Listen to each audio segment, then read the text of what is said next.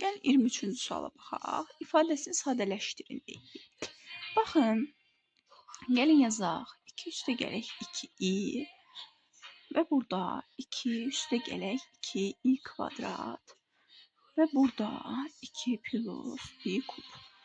Aha, bir də şey nəzərinizə çatdırım ki, kompleks ədədlərdə i-nin kvadratı bərabərdir -1-ə. Yəni bunu yadınızda saxlayın. I kvadratı -1-dir.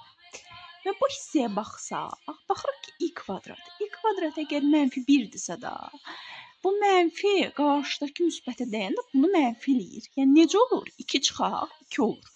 Yəni bunun cavabı bizə 0 verir. Əgər 0 verirsə, burada neçə dənə ədədin hasili varsa da ümumi ifadəmiz 0-a bərabər olur. Çünki 0-ı nəyə vurursan, 0 eləyir. Ona görə bu ifadəni də 0-a vuranda cavabımız sonda 0 eləyir. Yəni görə cavabımız B variantı.